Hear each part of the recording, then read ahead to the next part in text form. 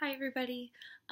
This week is all about zero tolerance policies, discipline policies, as well as Fourth Amendment protection of students' rights with search and seizure policies in schools. So I have some notes typed up, so you'll have to excuse me if I'm looking to one side of my screen. Um, but first and foremost, zero tolerance policies in schools. My understanding of zero tolerance policies in schools is that they were at one point zero tolerance policies in schools, but that is no more. In 1994, under the Gun Free Schools Act, all states were required to implement these zero tolerance policies, but it's since then states have come under a lot of criticism for not evaluating each instance on a case-by-case basis. So I don't actually think that it's zero tolerance policies because of the criticism that districts and superintendents get for not evaluating them on a case-by-case basis. So I think the fact that originally states were asked to make these policies for guns, and the fact that it was expanded to knives, explosives. There was a very long list in our book of everything that had been added to these zero tolerance policies. I think the fact that it got so broad is now why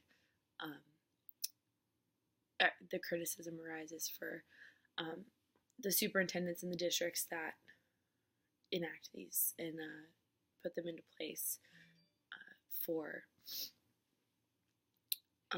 instances instead of going case by case and deciding punishment based on a case.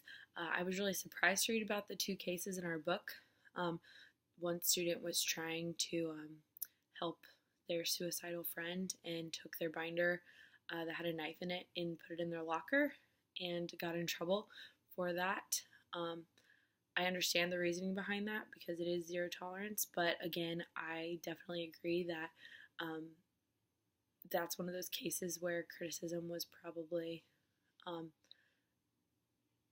came from the community in that particular instance for this zero tolerance policy, because obviously that student had no intention of using that knife or anything like that. They were trying to help a friend, but again, the student definitely could have altered the way that they did things. Was definitely not could have handled that better, but I think the district could have handled that better as well. The next thing that we were asked to talk about in this post was the Fourth Amendment search and seizure policy. Because I have a stuffy nose, I'm sure that I'm going to say seizure wrong about 15 times during the course of this post. So this is one thing that I am more aware of than I should be. I was an RA in college, and so this was something that always made me exceptionally nervous and uneasy, even as a resident advisor. So now that I'm a teacher, this is very complicated to me. This is kind of one of those gray area situations that I would also exercise an abundance of caution just because there are so many rules, and it is kind of a gray area. It's not really black or white as to whether something is allowed or not allowed, simply because the definitions of what is allowed and what isn't allowed are so vague. So first and foremost, personnel can search lockers or personal effects if they have reasonable suspicion. I did a little bit of extra research on the difference between reasonable suspicion and probable cause because it's something that's always confused me a little bit. It sounds like reasonable suspicion to me is more of a hunch that personnel has that can be backed up basically logically. If you are a reasonable, I believe they use the word cautious adult, you can work through your logic behind why it is that you need to search or personal effects, a locker, something like that. That would be reasonable suspicion. As opposed to probable cause, which is where there are facts. There is, one of the instances that they gave in the book was a teacher smelled someone smoking in the bathroom, and a student was seen walking out of the bathroom. that would be reasonable suspicion. You walked out of the bathroom, the teacher smelled smoke. You can put 1 and 2 together. That student was probably smoking in the bathroom. Where the difference between that and probable cause would be a student said to a law enforcement official or a school personnel, Jody was smoking in the bathroom. She has cigarettes in her purse. That would be like a tip or a fact, and basically give you reason to believe that there's contraband or an illegal substance in a specific place, and that will be found as evidence in that specific place. So it's more, I took reasonable suspicion as a hunch, where probable cause is more of a fact, like you somehow acquire information or are working on that information. So anyway, this takes me back to what this means for students. Sorry about that little tangent. The Fourth Amendment protects against the arbitrary invasions by government officials, and this is something that is still very much in place for students. Personnel has to have probable cause or reasonable suspicion, and the more invasive that the search would be, the more that you need to lean towards probable cause and lean less on reasonable suspicion. Our book gives a really great chart that shows the more intense the search is and the more need for probable cause that you'll need, and I thought that was actually really helpful for me, someone who's constantly terrified of, not terrified, but this gray area is like very intimidating, so I found that chart to be very helpful. What does this mean for students? School officials are state agents, which means that they are part of those government officials who cannot arbitrarily search you, so it still definitely protects students. So as state agents, as school officials, we need to make sure that we're not infringing upon our students' rights. School officials do not need a warrant, but they do need, what in the book they say, reasonableness under all the circumstances of the search. I think that word reasonable is what is that gray area that I've been talking about. To me, I think I'm reasonable. So I guess it's just intimidating because what may be reasonable to me or the person next to me is not going to be the same as what's reasonable to others. It's not quite so concrete as most of the things that we talk about. So I think that that's the intimidating part of this whole search and seizure piece. What constitutes reasonableness was found under the New Jersey versus TLO case. And the two questions that have to be answered are, is the search justified from the get-go?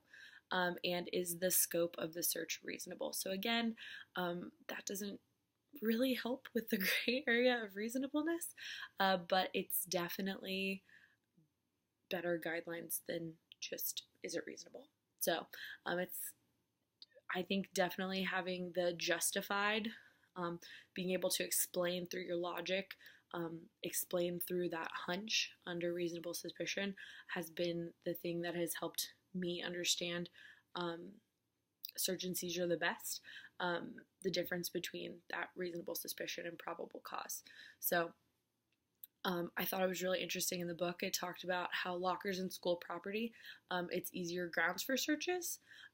Bags, purses, and other property that is not school property is not the property of the school, so obviously it's good. That's where you start leaning a little bit more on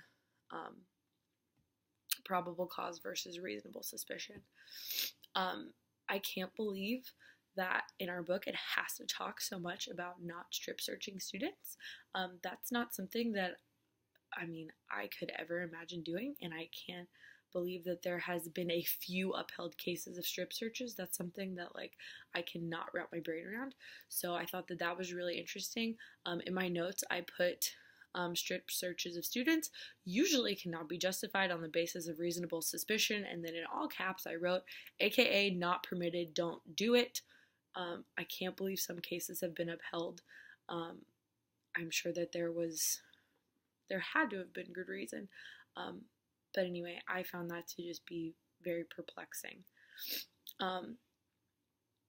The basic guidelines that, again, really helped me to better understand the search and seizure piece were the 5 basic guidelines that they gave in our book, which was, first off, the parents need to be informed of locker rules at the beginnings of the year, so that you can lean more on reasonable suspicion versus having probable cause. All searches should be based on reasonable assumptions. Again, that word reasonable keeps popping up. So reasonable, be reasonable. Have another staff member there. That was always a really big deal for me as an RA. I never wanted to ever search, enter a room, anything like that, without having someone else there to